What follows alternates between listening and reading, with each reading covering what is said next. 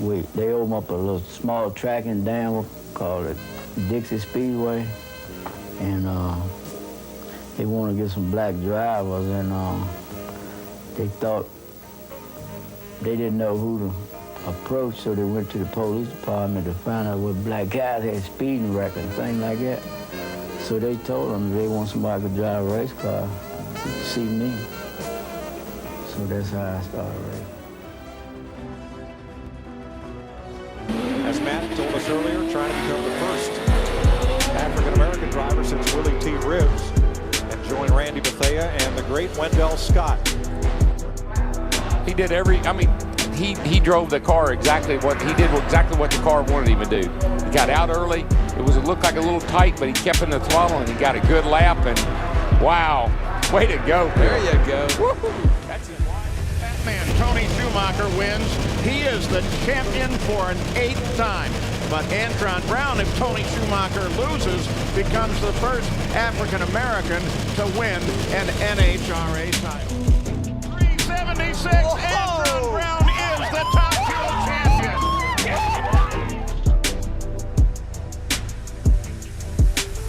These need to be the best 7 laps of Darrell Wallace Jr.'s life. That was a good first part of it right there. Turn number 4, Darrell Wallace Jr. is going to get his first win in the Camping World Truck Series. His final time through 3 and 4. He's going to do it. Bubba Wallace wins at Kansas. Ready. What they gonna say now, baby? Let's go! Record is equals. Lewis Hamilton wins the Turkish Grand Prix and is a 7-time champion of the world. Get in there, Lewis. What a way to do it, mate. What a way to win your 7th world title.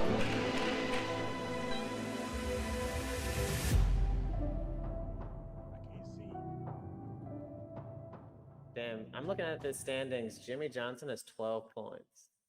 I know he only did like 2 races, but like Mike Rockenfeller has more points than Jimmy Johnson. Yep. What about Shane? Well, Shane has a win, so he automatically has more points. Oh yeah. Yeah.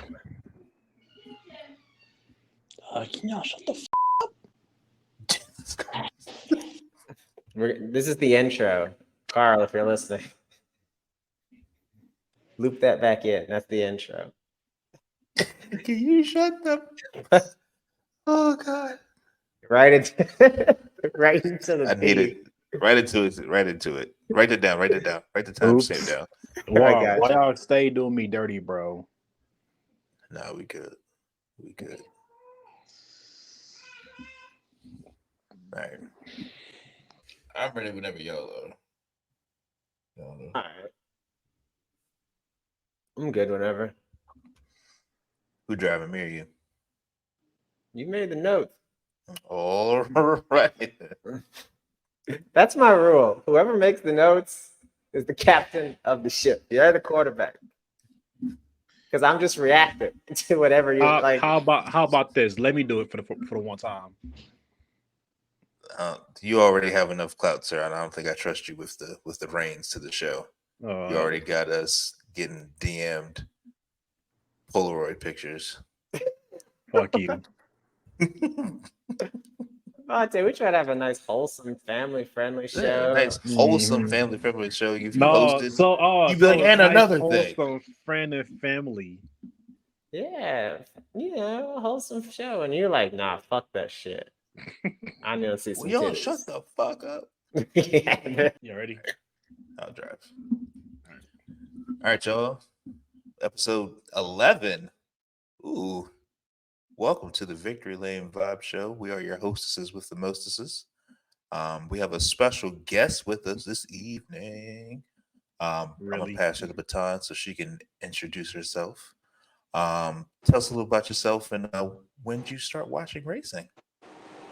Yes. Hi. Hello. I'm JT. You probably know me from like Twitter. My Twitter handle is Scooteria JT.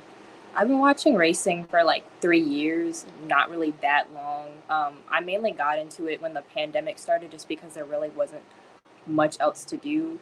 I don't actually really watch NASCAR that much anymore. I did watch the race this past weekend just because there were a lot of different drivers from different disciplines that were racing there. And I thought it would be interesting to watch. I mainly watch sports car racing and Indy car racing. Dope. Yeah, we had some special guests. I'd say we used to be able to call them ringers, but they were special guests with us this weekend in the races. Speaking of, let's jump in it. Y'all ready? Yes. Yes, sir. First things first. Does anybody watch the Thursday Night Thunder, also known as SRX? I heard Haley Deegan almost had Tony. She had about another 5 or 6 laps. Did y'all tune in? Yeah. Tony won. That's it. Yeah, I mean, this was the Tony show from beginning, middle, and end, and it wasn't very competitive. It didn't seem like anybody in the field really had anything for him. Was he at his track? Yes. Was it? Oh, well, there's that. Home field advantage. The ultimate home field advantage. So yeah, I own this. I practice here whenever I want to. I'm gonna dominate and win. I kind of wish that SRX was longer. I feel like it just started to get good, and now they got one last ref in this. The end. Kids go back to school and no more SRX. Yeah, I mean, I think the thing that I like most about it is that, one, it gives me something to watch on Thursdays because that just really scratches a racing itch for me. But I also kind of really appreciate how short the races are. When I first started watching it, I hated it because I'm used to NASCAR being 3 hours long on a Sunday. But, I can watch this, be in bed by 10:30, 11 o'clock. I'm not exhausted the next morning. Like, that part I really appreciate. And then seeing guys like Schrader, come back out there and carve it up, I think that's always super exciting. So I really enjoy the product they're putting out right now. Hopefully they can, improve it, make it even better for next year. Vontae, you wanted to chime in? I'll say what I said. That's it. No, but like, it's cool. Wish it was longer, but overall, it's all right. I just finally somebody else besides NASCAR can lock in a prime time slot on a weeknight. I feel like that's a win in itself for racing fans. But yeah, shout out to SRX, shout out to Tony. Good job winning. I don't remember where they go next week, but we'll find out in 2 days because we're going to talk about it. Let's see. Moving on. Yeah, they got one more left. Oh, okay. Let's see. The trucks were at IRP. Rajah had a fantastic race. He qualified up front, stayed up front. Well, actually drove back up front, I should say. Ended up finishing P7. SVG finished 19th in his first oval start for Nice Motorsports. Y'all watch the truck race? Yeah, I think the truck race for me was probably the best on-track action out of NASCAR's 3 series this weekend. It felt like that old school short track, like beating and banging. A lot of different contenders, 3-4 wide at times. Just a really competitive race and a competitive field. And of course, like watching Shane try to work his magic on an oval, it's just been a really fascinating thing to see. And I'm happy that where he finished where he did. If he was like P2, P3, I'd be really shocked and say, okay, this man is really on another level. But then on the flip side, if he was, running in the mid 30s, I'd say, maybe, Chicago, he just caught everybody slipping. But he finished, I think, about where he ran for a lot of the race. He mentioned in the post race that he asked for an adjustment that went the wrong way. So they probably had a car that was maybe a top 15 car, and they just couldn't nail it in on the last pit stop. But overall, I really enjoyed it. The truck series has been pretty solid, and I've just not had any real issues with the product they've been putting out so far.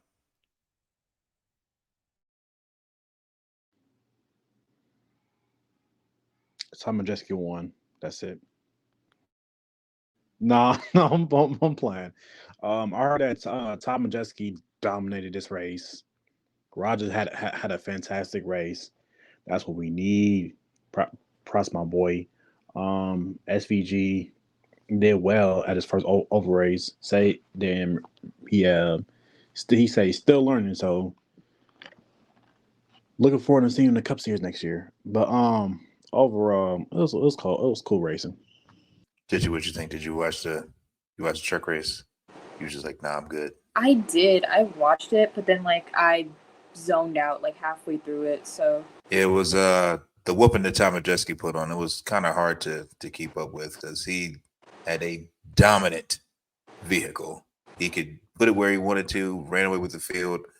I'm surprised that it's very rare in this day and age that you get a setup and you nail it on the head like that, and everybody else just gets caught slipping because nobody had anything for him.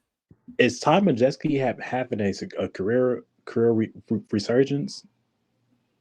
Because that man this season is going off.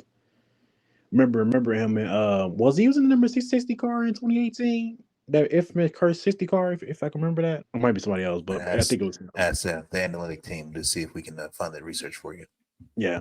If it is him, props to him to make a comeback because that man's doing well this whole season. Definitely a championship contender. Yeah, I think you go out and you win a race like that, your name automatically gets thrown in the hat. Lucky for him, he's already on to the next round. So him and his team can work on the next batch of races that come up. They you know where they had the next track? Where they had the next track, Vontae? My hometown, Milwaukee. I will be there. Yes, sir. Hopefully you're wearing your proper attire, unlike some of us who are involved with this show, but we'll save that for another day. Or did you find out if he in fact was the driver of the 60 vehicle? I was looking and I could not find it. So maybe we need to hire a new analytics team. Did you look up 2018 Xfinity car, the Roush number 60? Because I think it was him, Briscoe, and maybe him. That's awfully specific. Right? It sounds like you know. Sounds like you know. Are you beating us just to use the fingers? Anywho, while we work on that, another topic. So speaking of SVG, it seems like Justin Marks really, really wants this man in his car. And it sounds like he may forego trying to borrow a charter and just throw him in a Cup car next year. Personally, I feel like that's genius. With the talent level that he has, do you really need to spend millions of dollars for a guaranteed spot in the show when you'll probably out-qualify half the field anyway? Yeah, I mean, that's a really bold move. It seems like the last 5-7 years, like it's been all this movement, charter, and spending big money, capital B, big money to get it. But SVG, I mean, he has been, has come into NASCAR like a house of fire. And I mean, if there's any guy out there that you would bring in and take that risk on, I mean, he would have to be it, right? He's probably better than any potential free agents that are out there going into this offseason that I can think of off the top of my head. So why wouldn't you roll with him? I mean, there's 36 charters and 38 spots every week. So assuming he can beat out 2 guys, that's a pretty safe bet. And I really do like the gutsiness and the willing to take that kind of a risk on him, if that is what they end up doing. It isn't what I would have expected. I would have thought he would have done maybe some truck races or some Xfinity races and come in and done a few Cup races here and there, get some oval experience, definitely put him at all the road courses on the schedule. But hey, if he can do it, go for it. I say, why not? He's also he's not old, but he's not a spring chicken. So like they do have a little bit of a clock running where they can't wait 3 years for him to be ultra polished, ultra Cup ready. So it's exciting to see what'll happen. JJ, what you think? Honestly, I mean, I would really like to see how he does it like a track like COTA, because COTA with NASCAR is where you get the true NASCAR experience. where a lot of people that have come from like the other racing disciplines like Jensen and like Jordan Taylor, like they all say like the same thing about how there's people running them over for racing for like 25th. So it's like that didn't really happen like at Indy or even Chicago. So I'm like, yeah, let him run that and see if he truly wants to do NASCAR, because like Coda that's just how it is. Man, Coda was a great race. Well, last year when they were Ross Chastain and Alex Bowman, AJ Allmendinger wrecked like 6 times coming to checker flag. Bonte, what do you think? Are you in for Justin Marks just pulling SVG full time in the Cup without a charter to give him a safety net? What type of question is that, bro? You know the answer. You know the answer. Yes, sir. What's the answer? Yes, sir. But like, SVG is a fantastic driver. Fantastic driver. 3-time Supercar champion. The man's a beast. It'd be great if the broadcast actually knew how to say his name correctly. That's what I'm saying, because especially Jet Burton. You got Rick Allen over here talking about Van Gisbergen, like blending the two words together. It's like there's a space between both of those words for a reason. How are you blending them together? They be killing me. But I'm excited for him to come in the Cup Series. I know he'll do great things.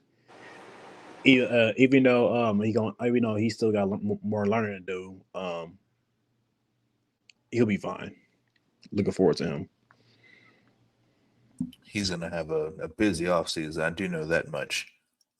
Yep. I'm interested to see if they pull him back for another race. Maybe if they pull him back for the Roval, if they pull him back for another normal NASCAR road course, to JT's point, so he can get the true, you need to get out of my way, experience of restarts and things of that nature. Another topic, he's really big sponsorship heavy for Red Bull. With the way that NASCAR's marketing is now, do you think Red Bull can come back and actually fund him to drive? Without a doubt. I think Red Bull been beside Shane Van Gisbergen for a long time, so I see why not. It's not like how it was in 2011 when they had their own team. Yeah, my only question, and I don't think any of us know it, but it's like, is there any conflict of interest with Monster, and are they in that level where they're like one of those premier Cup level sponsors? Because they are basically the same product. And I just remember like years ago, this isn't apples to apples, but do you remember when like they had the singular car and they were sponsored by Sprint, and they made him tear the logo off and run like a plain orange car? Like, I'm not saying they're going to do that with this, but there was that conflict of interest, and Sprint was like, oh no, you're not running that car here. So I just would be curious to see if there's like any kind of like exclusivity clause that they have as a partnership. But if they don't, I don't see why they wouldn't come back. Monster ran in the Cup Series for a long time, and especially with during Red Bull. So I don't see the issue with that. Yeah, if they don't have any issue with that, then yeah, I don't see why they'd have a problem bringing him back. It's going to be a ton of exposure, and there's going to be a million eyes on that car. Mm-hmm. So that makes sense to me. Well, we'll have to wait and see. That was running through my mind. I figured we strike the iron while it's hot. Moving on, the Xfinity Series goes to Indy. Ty Gibbs wins his first race in 10 months. Capturing the flag, making the Xfinity race. What y'all think of the Xfinity cars going around Indy? Was it what you thought? Could have been better? Could have been worse? I didn't watch it. I hate that car. I hate the sponsor of it. That's all. That's a happy Ty Gibbs though. Yeah, I had a chance to watch the replay of it. I didn't have a chance to watch it all live.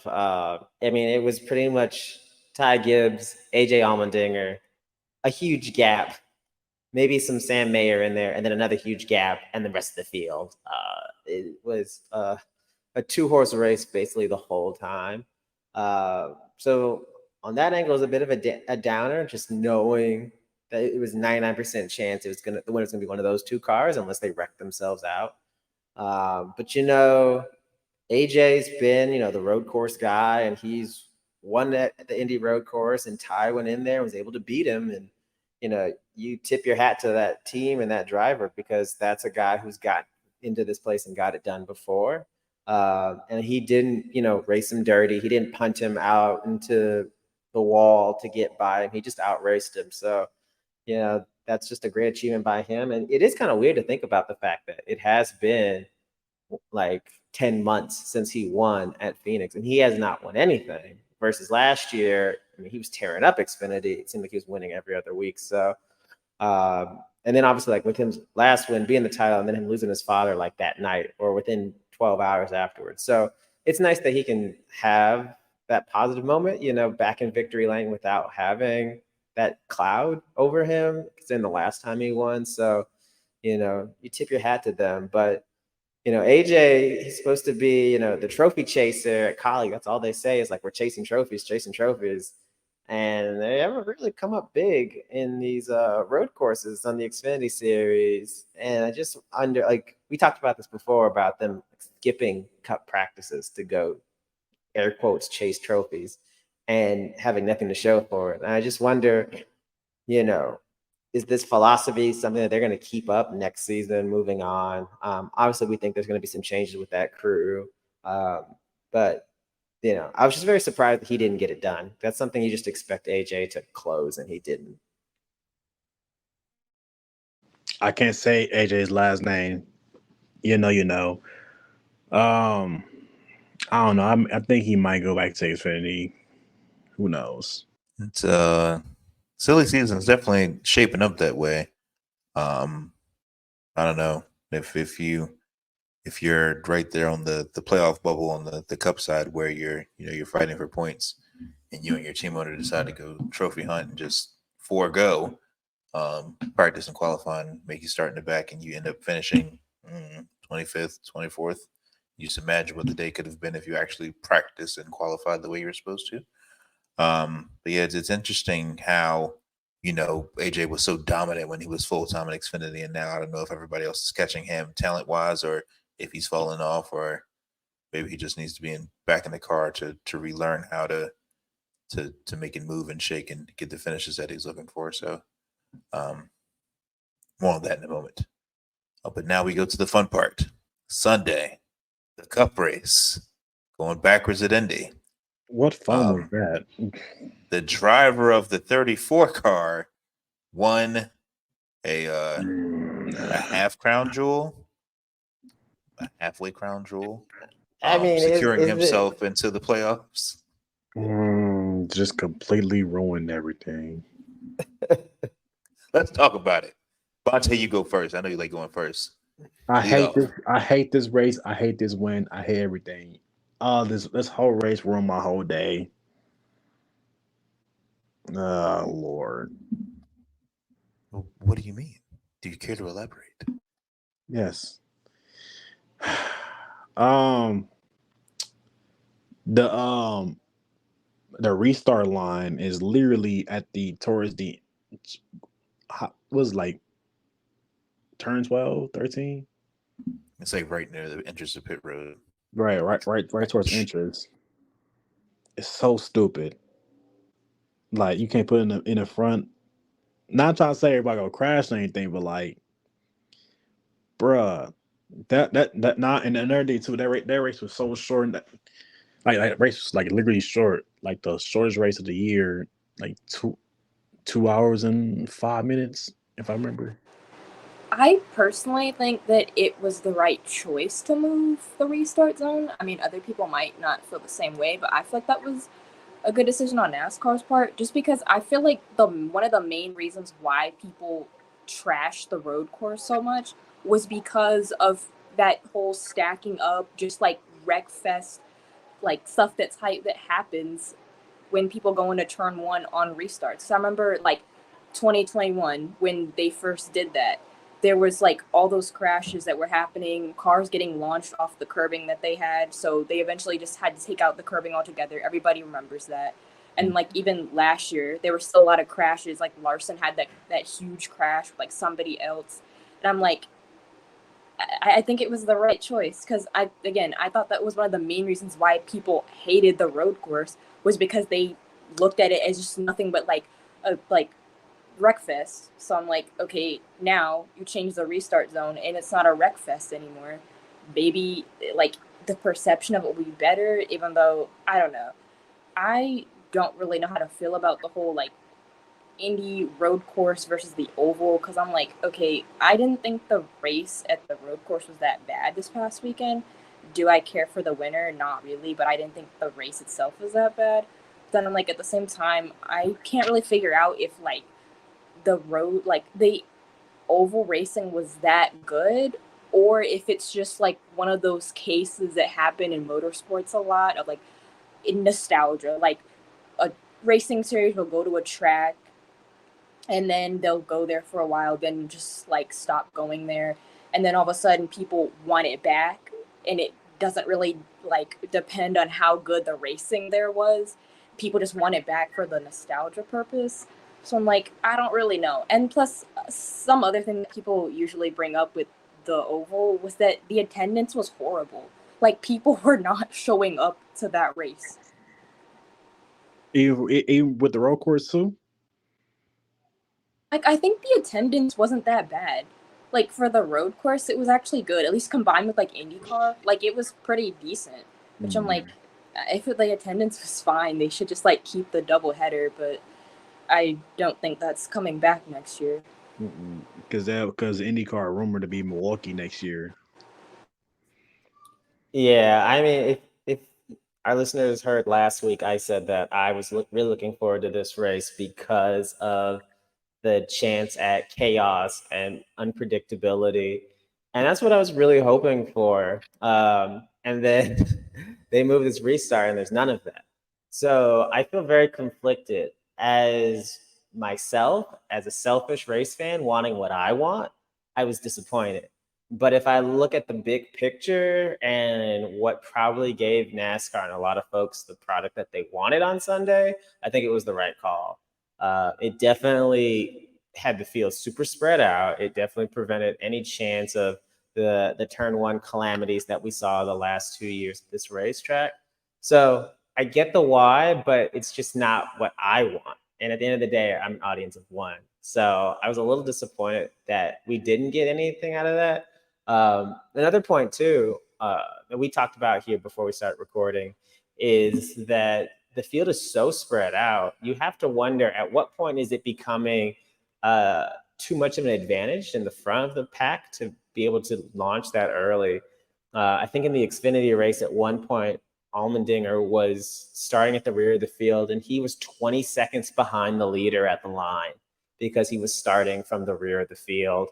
And now he was able to get back up and be competitive. But if you're not an AJ Allmendinger and you're 20 seconds behind the leader, you have no shot at anything more than likely. And so I just wonder, like, is there something that could be like a middle ground between full send 4 wide into a 90-degree turn and a 20-second gap in the field to start a run? I just feel like that's a really huge gap of track that I feel like we're borderline. It's too much of an advantage. So I don't know what that is. Maybe they move the restart zone to be just coming out of the turn as you're getting onto the front stretch. I don't know, but it definitely made the race really calm. It felt like it did go by in a flash, right? I remember watching it and I feel like I blinked twice and it was over. So I guess it depends on what you want. I can say, like, I do like the fact that there are no stage cautions. You know, I'd rather have a race be naturally boring than artificially exciting. I don't like bunching the field up just for the sake of doing it. If there's an accident or debris or whatever, then of course, for sure. But I would much rather have the race play out as it goes and be spread out, or air quotes boring, versus the artificial excitement that NASCAR has been really prone to do the last couple of years. That's like my main grievance with NASCAR. Their like overtime, like format is just I just hate it.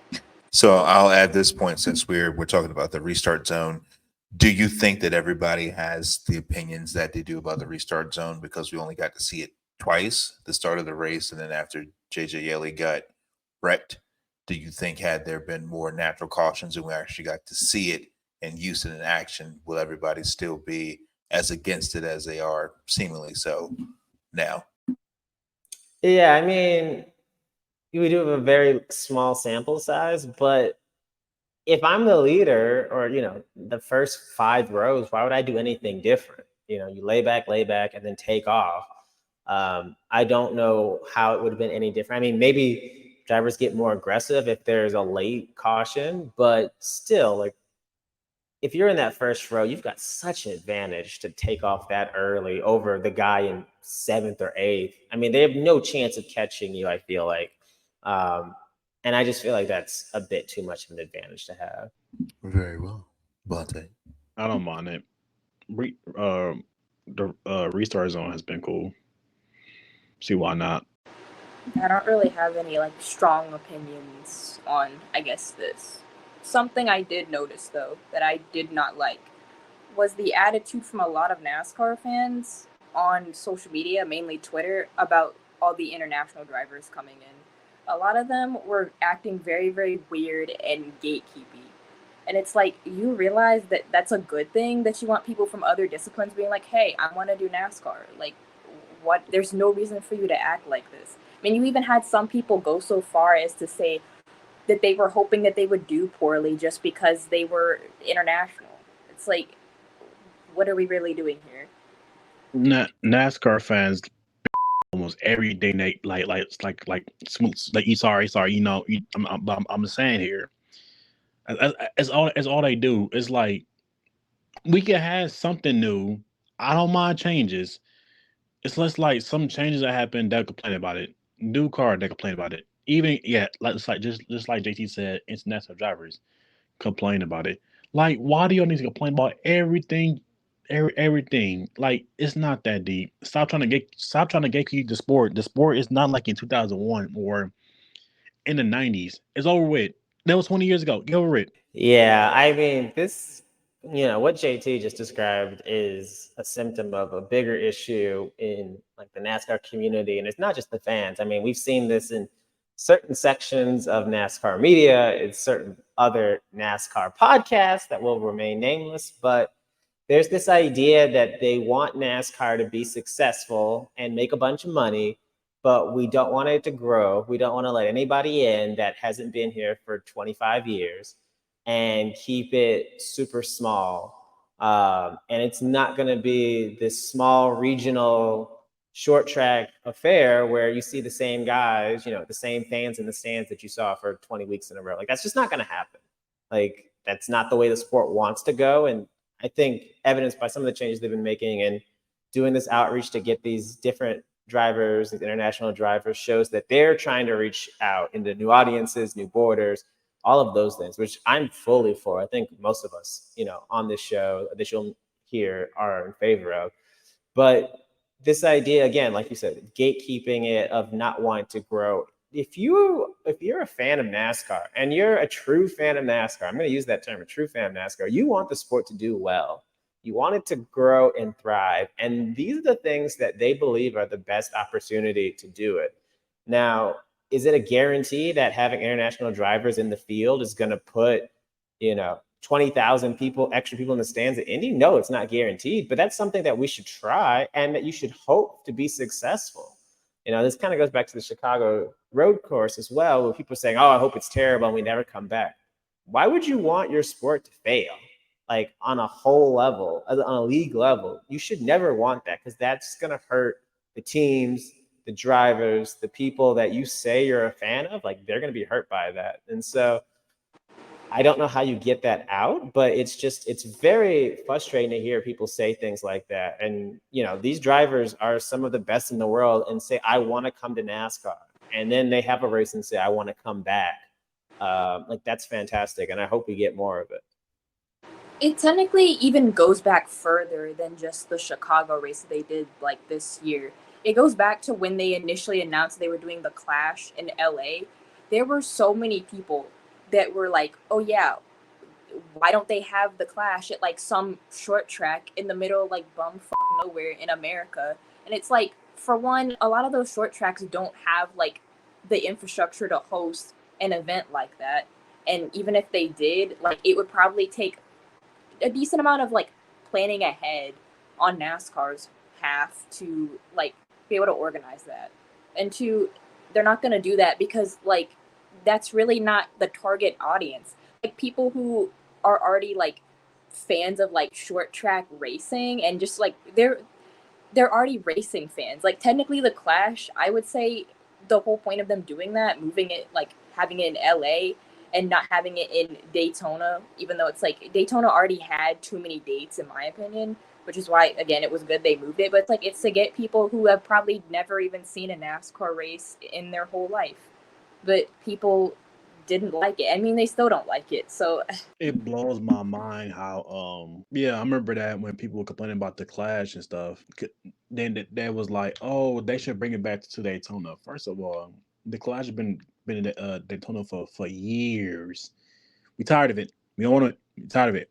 Like I could see, I could see like the Clash was on a road course how like last year was, like how 2021 was.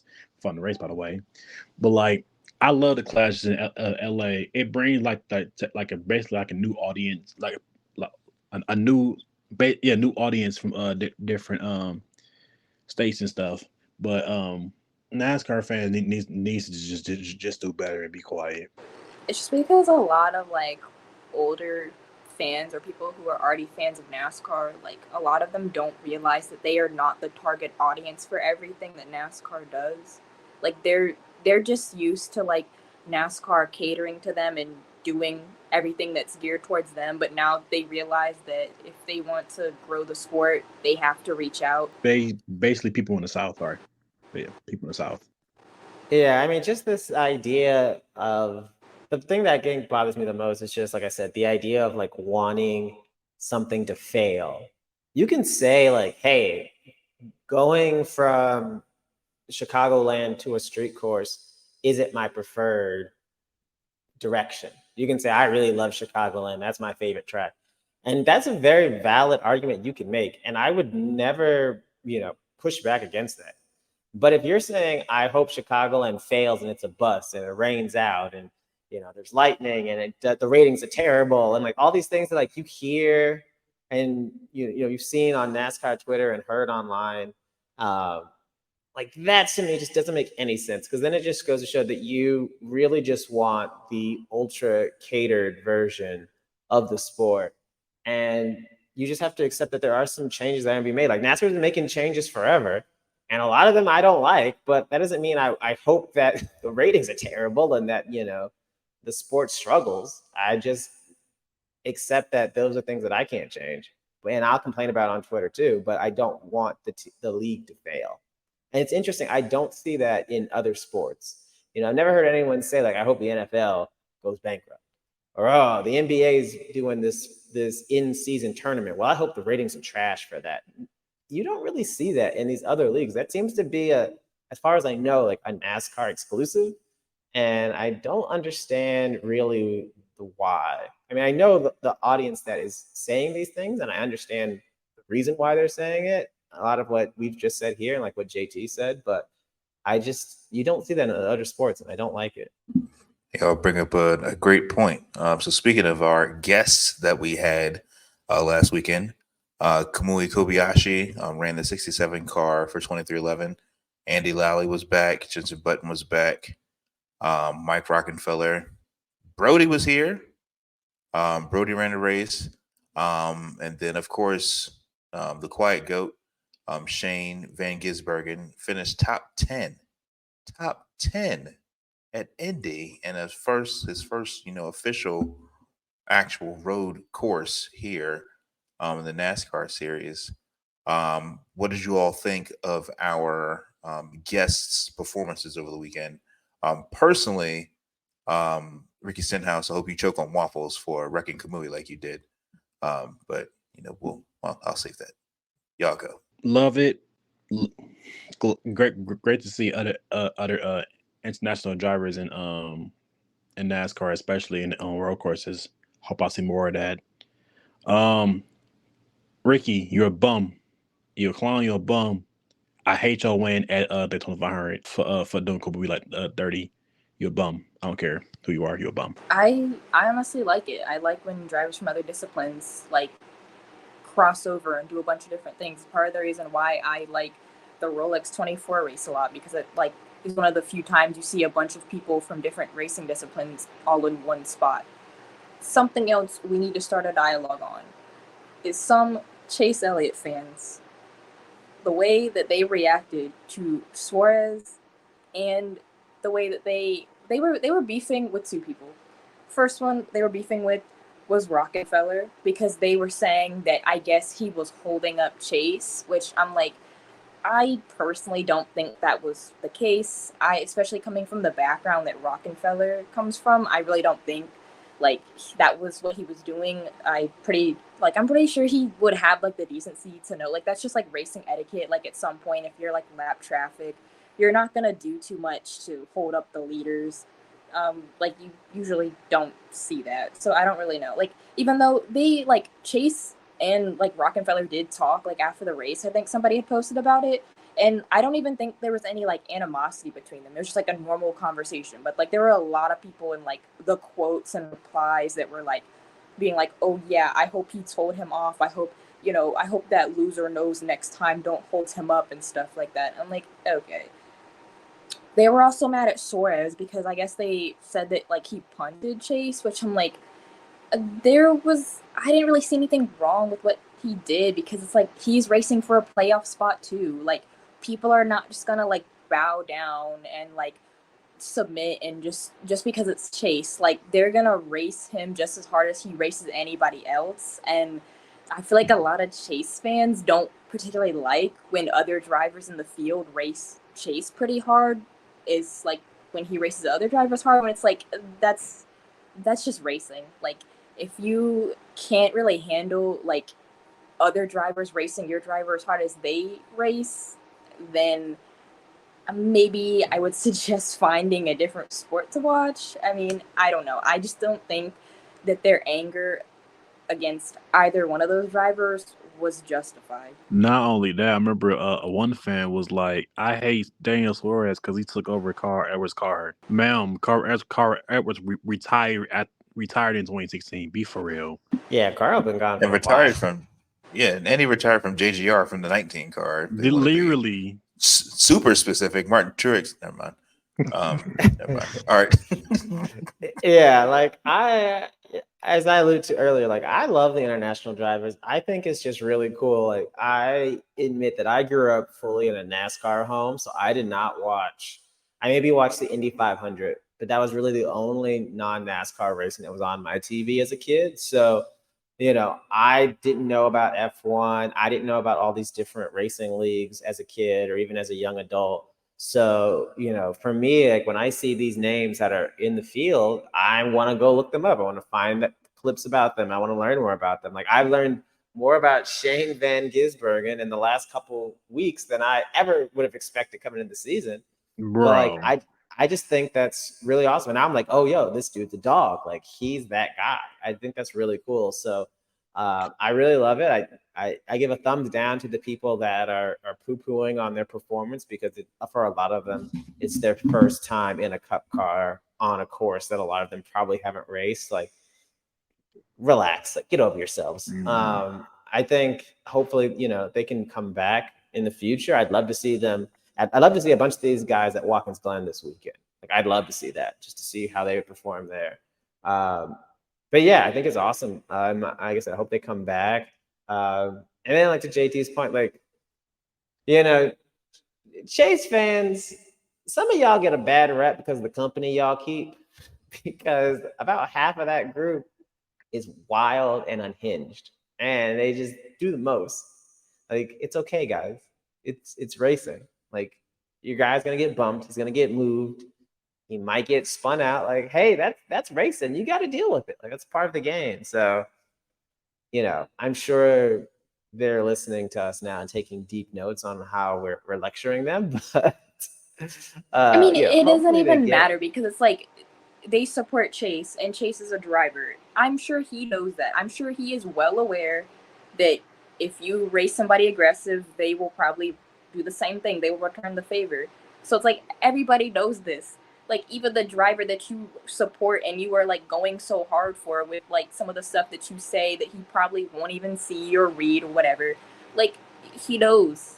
Like there's just no point. I'm sure he probably wasn't even mad at Suarez, to be honest. I mean, he might have been like displeased a little bit, but I mean, that's just, again, it's just racing. It's just natural.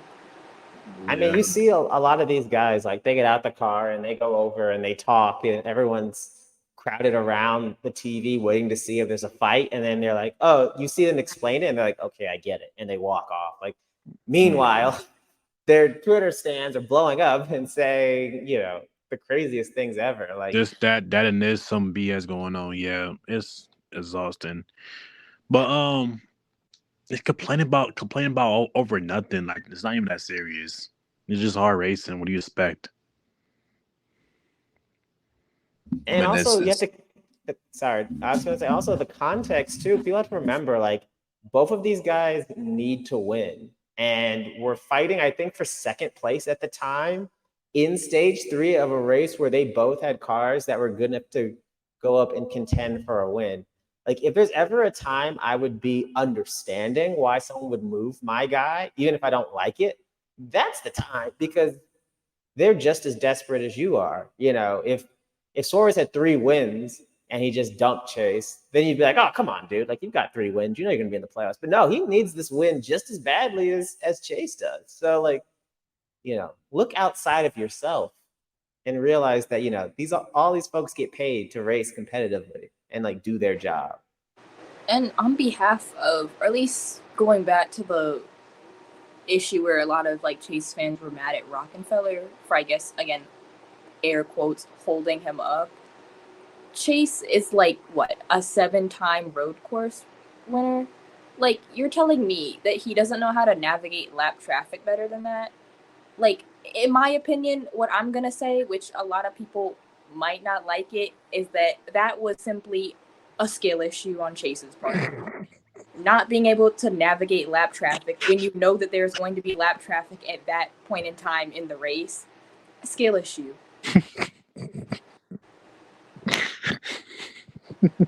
You're not wrong. She knows she ain't. You're not wrong. She said it at best. Skill issue. What y'all do about it? Yeah, you can't expect every car in the field to just pull off in the grass so you can pass them. Like, they're getting paid to go out there and run competitive laps. Like, these guys are probably not holding you up. Like, it's your job to get around them. So you got to do your job. And, I'm sure there's frustration on Chase's part because, like we said, like the season's been pretty much a wash from him to this point. And, so as of this date, this has been his closest shot at a win. They've kind of been dog food for most of the season when he's been in the car. So I get the frustration, but like, come on, guys. Like, relax. The dog left him. The dog left him. He did not have the dog in him. He was not him this weekend. He can only blame himself for this because he's the one who decided to go skateboarding. Right. He's the one who decided to. Did he wreck Denny? Is that who he wrecked to get suspended? Yeah, at the coast's turn. Yeah. Actions detrimental to stock car racing. It's like you're the reason why that you're in the position that you're in, and that I feel like that was the most. Just to bring this back, that was the most fun thing about this race this weekend because although my driver, he did what he had to do, and everybody else showed out. It just showed like how competitive it actually is to win and to win on road courses.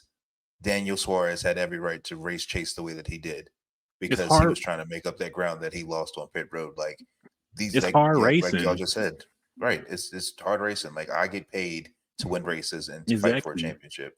I can't do that if you're in my way.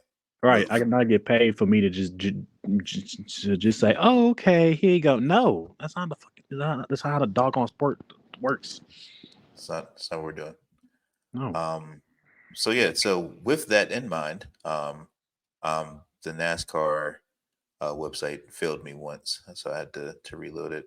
Trying to pull up where we stand now, playoff wise. Pull up these playoff standings. So with McDowell's win, he jumps up to 12. Why does this look like this? It's not.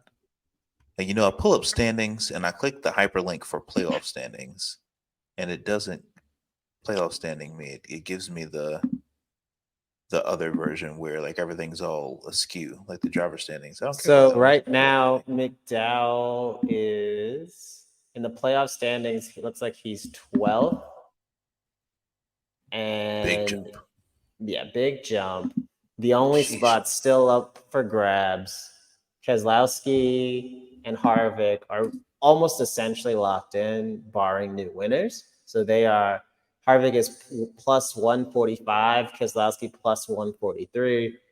And then the only other spot that has not been locked in by a winner is, of course, the number 16 spot occupied by Bubba Wallace, currently plus 28 above the cut line. I see how it did that. This is going to be a tough 2 weeks. I mean, now, let's talk about it. Talk about the bubble. Let's talk about what we're up against. Why do you think that, Bonte? Because we got a road course, which is Watkins Glen. We all know how Bubba do on road courses. He did really well Sunday, but like, let's just get some stage points. Let's just have some miracle. And then not only that, you have Daytona. A lot of people said, "Oh, he's gonna win Daytona." I don't have faith for that. And y'all know how Daytona is. It's unpredictable. So I pray we had like these next 2 weeks is pretty good, but this is going to be a massive challenge for the 23 team.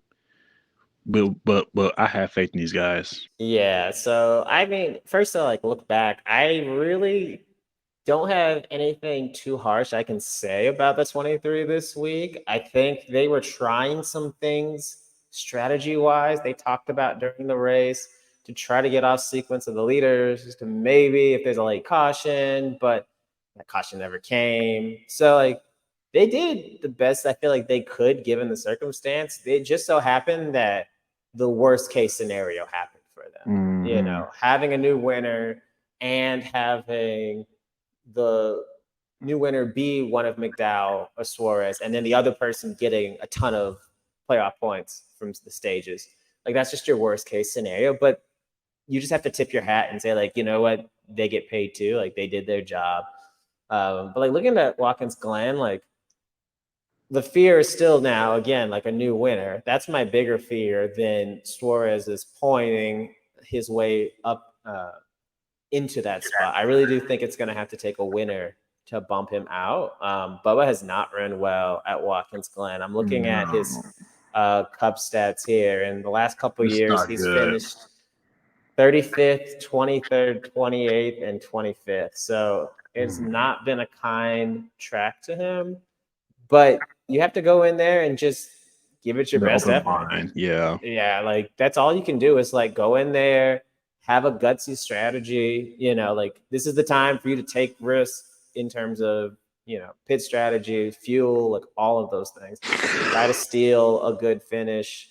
All of that would be great. But I really do think, barring a new winner, I think he'll be okay. He just needs to not have Suarez or Ty Gibbs or Chase Elliott win this weekend. I feel like those are the biggest threats for the new winner, especially Chase. I mean, Watkins Glen has been very, very kind to him. Yeah, got two back-to-back wins from 2018, 2019. So I'm super nervous, bro. I'm really yeah. But I honestly do think if they get to Daytona and it's not a must win, I think they can point their way in. I really do think that Toyotas have done well. They may not have the finishes to show, but they've done well in terms of organizing, like getting up in the stage and being a threat for stage points.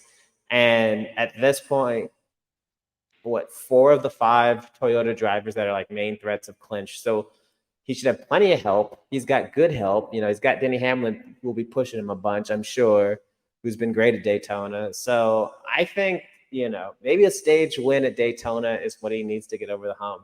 And then they can just race for the win. That's my hope. But these 2 weeks are just about survival. And I mean, again, they did all that they could. So I can't be upset if you did everything you could in your power and it just didn't work out for you. Some days it's just not your day. Yeah. Jade, I know you're not really involved on the NASCAR side of the motorsports, but what are your thoughts, feelings? I know you probably see it on socials about what's going on in regards to Bubba and his playoff hopes. I mean, Daytona is just a wild card race. In general, anybody can win that. I mean, and really, Daytona, Talladega, those type of plate tracks are just solely about wreck avoidance and some, in my opinion, luck. Obviously there is skill that is involved because it's still a race, but there's that. The only grievance I really have with 23, at least the 23 team, is their pit crew. At least from some of the races that I've seen, that this past weekend wasn't that bad, at least from what I could tell. They make things harder for themselves when they really don't need to, when they are bottling pit stops, when they have a chance to actually be competitive. I feel like I've seen, at least for most of the NASCAR races that I've watched this season, it's whenever Bubba is actually running well, it comes down to one crucial pit stop, and they somehow bottle it. Their pit stops just suck. It's what are we doing? How do we get to this point where there is crucial, again, the one critical pit stop that you need for your driver, you bottle it? It's just the you had one job thing. It's it just makes me scratch my head. It's maybe come off season, there needs to be a total overhaul of that team regarding the pit crew, because I'm just you just wait, y'all can't keep doing this. Y'all cannot keep bottling pit stop after pit stop and then still expect to win or even finish top 5 or top 10. It was I think. Oh, my bad. I was gonna say it was so many good finishes that Bubba could finish, but his pit crew continued to he keeps continuing to let him down. It is frustrating. The car gave up Michigan. Same thing with Richmond. Richmond was the biggest 23-11, specifically 23 team sell that I have ever seen. Probably one of the biggest team sales I had seen this year in motorsports in general. All because of the pit crew. It wasn't even the driver's fault. Bubba and Tyler was doing just fine. I feel like this has been going on for a while now. Because when was it that there was a guy who tripped and fell over the pit lane wall during a pit stop? I don't know if that was this year or last season, but whatever that was, it's just this has been happening for so long. It's clearly we need to do something. Changes need to be made ASAP, especially next season.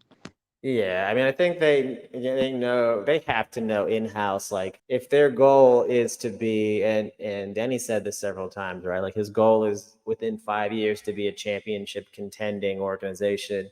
Well, you've got to get this fixed quick, fast, and in a hurry, because it's been a problem on both crews. It's cost both teams wins or shots at wins. Both drivers have been extremely frustrated, fed up on the radio in the last 2 years talking about it. So you would have to have your head in the sand to not know that it's the biggest problem you have right now. The cars load off, they're fast, the drivers are talented. You have to get this figured out. I think they're at a state right now, and I don't know, I'm guessing, but I feel it's too late in the year to change anything now. What you got is what you got, and you have to just ride this out until the season's over and hope that they can be average for the rest of the year. You know, I mean, I'm gonna look for a silver lining. They didn't make a bad day worse yesterday, right? Like Bubba finished what I think P17, P18.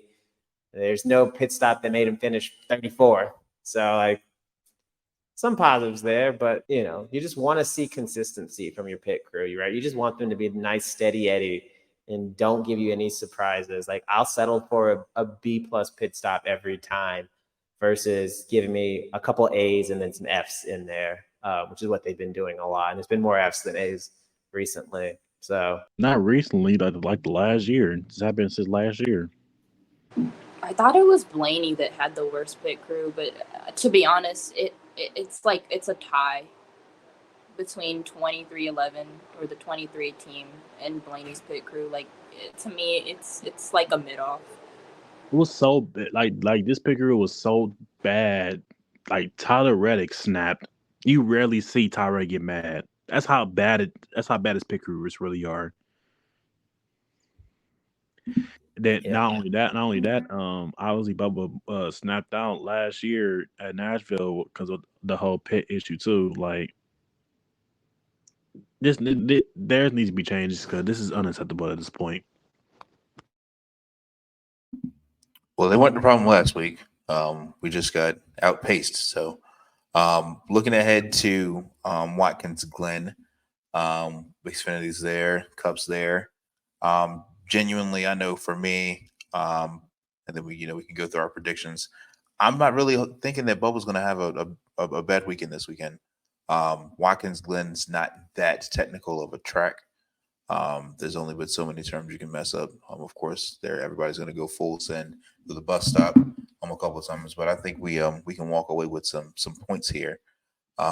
Which repeat winner do you all look for to be in victory lane when the checkered flag waves Sunday? Kyle Larson. Kyle, I don't like you, but do me a favor. Please win. That's all I ask.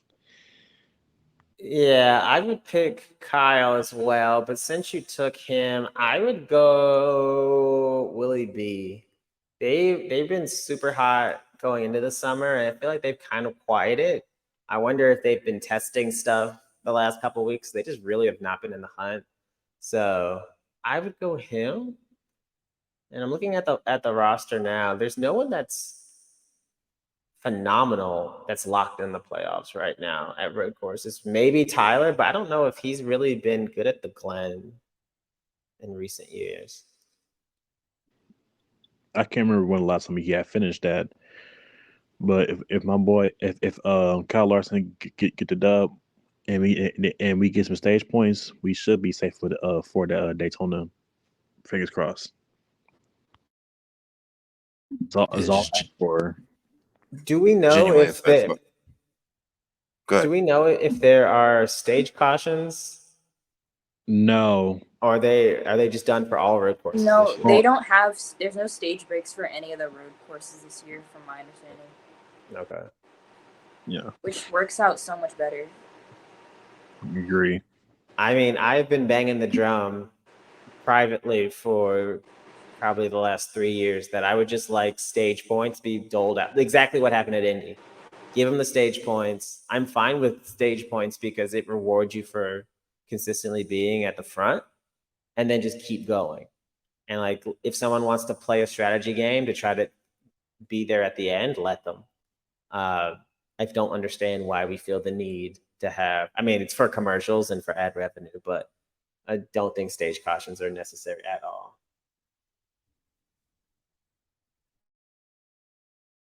I think I'm going to pick Kyle Busch to win at the Glen. It's time for him to get hot going into the playoffs.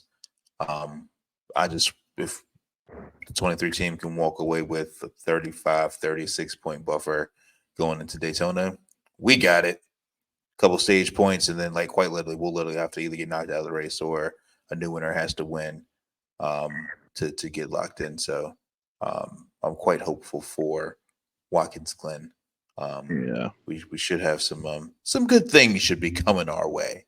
Also, who who made the schedule to go back-to-back road courses and then Daytona? I was saying the same thing too. I'm like, what the hell So did stupid. you figure out? What the hell? I was like, what the hell? What's the meaning for this? You made 2 back-to-back road courses and Daytona. I just do not understand. What is the appeal of that? I remember, I think when we one of our first episodes, I had said that I love road courses, but I want them spread out. I do not want 2 road courses in the same month. Like, I want them to be their own thing and to go back to back road courses. And then I don't mind Daytona, even though it's the most chaotic possible choice, maybe that or Talladega, but back to back road courses and then Daytona, it's just, all right, that's a head scratcher. I mean, maybe if it's the Indy Oval and then Watkins Glen and then Daytona, like, I'd like that more, but I just don't understand the schedule makers. All right, it's so stupid. Like, if it was last year's schedule, I would have been cool with that. But back-to-back road courses and Daytona, be so for real. I mean, for me, genuinely, if I had it my way, I'd flip-flop Daytona and Talladega at the end of the year and have the Talladega the last race before the chase starts. Just so you can have that much. I just love the start-finish line of Talladega. Just let's add some extra drama. Let's put on the super speedway, but you got to keep going. Let's see what happens. All right, so well, it's time for our Ask Bonte session. If you send in your questions to Bonte, hashtag Ask Bonte, tag him, tag the pod account. We will pull 2 questions to ask on our weekly episodes. We're gonna try this out. What's I the have question, a really dude? great question. It was fantastic. I just have to find it because it was the greatest thing ever, and I can't find it. Art, do you have Jesus, dude. Now, You have don't one forget, job. don't forget, folks, that you can ask Vontae for life advice, relationship advice. He's a wise man on many subjects. You are asking the wrong person to ask this, but I'm gonna try. I'm gonna give you my honest opinion. So the first question that we got was, they want to know, when are you doing the shoey? And so for those who may not follow, the channel on Twitter or social media, there's been a groundswell of fan support asking for Bonte to do a shoey. And some more context for some of you don't know what a shoey is. You drinking something out of a shoe that they know. Don't they do know? They though? You can't assume. Yes, Don't they be so know. condescending. Danny Ricciardo. Do they watch F1? Hey, I didn't know what a shoey was until a year ago. So it's not like Jesus Christ. I think a disclaimer has to go out there. So yeah, maybe we need to get Bonte to take his shoey after an 8-hour shift at work. I think that might be the equivalent of a Formula One race. So that's the first question, Bonte. The people want to know, when are you doing a shoey?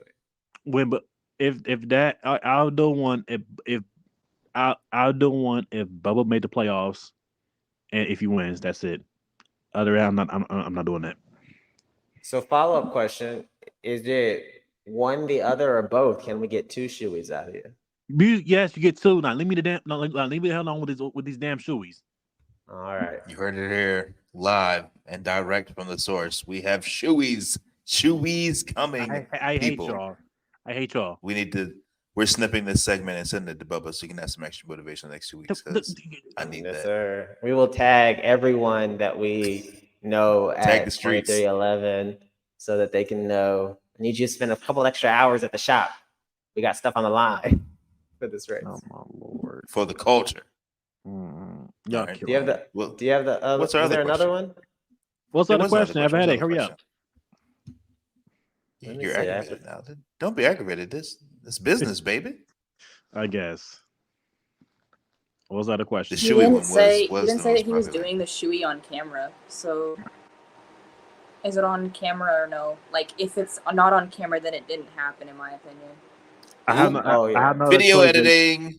I know the choice. It's all video. If Bubba makes the playoffs If he wins, I will go outside and record me outside doing this nasty ass show. Let's go. Let's go. And so here we only have one other question that is non-Shoey related that I think we can ask. And I don't know if should we start shouting these people out who's sending these questions? I mean, I would. Let's give them their 15 seconds of fame. You know what I'm saying? Because if they All listen to right, us, so then this, they get their play.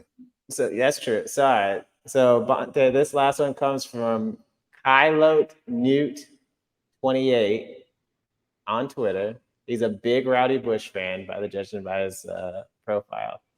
He wants to know if mayonnaise is an instrument. What type of dumbass question is that? No, use it for sandwiches. Eat a damn sandwich with some mayonnaise. What type of dumb question is that?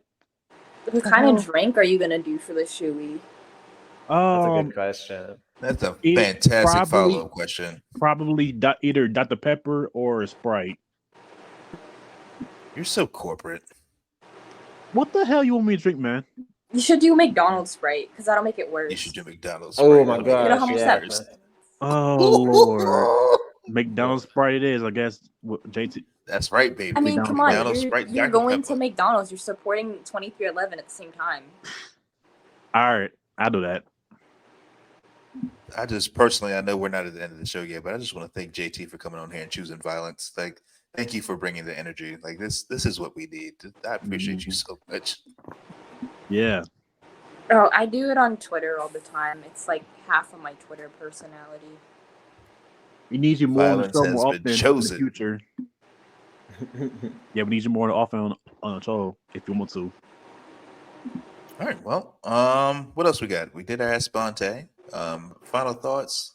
Let's. Indy. Bonte, are you wearing a High V shirt? I am. Is that literally like Jack Harvey? Like you're wearing it the same day that he got sacked? How hilarious!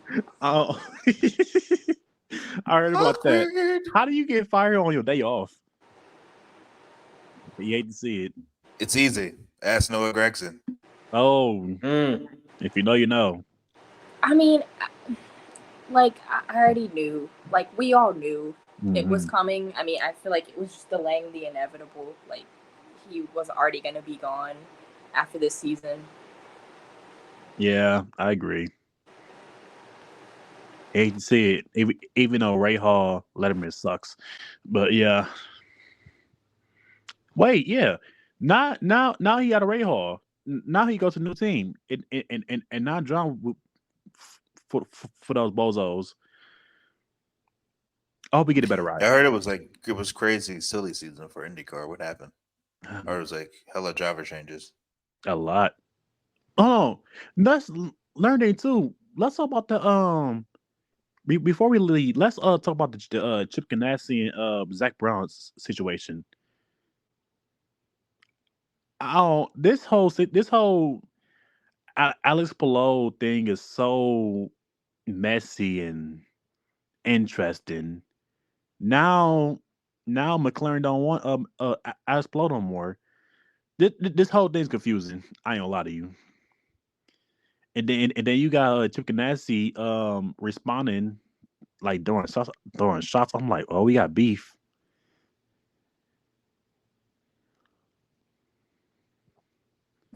Can you enlighten us for those who aren't aware of the Ganassi, Alex Palou, Zach Brown beef? Can you take us down memory lane and let us understand? JT, floor is yours.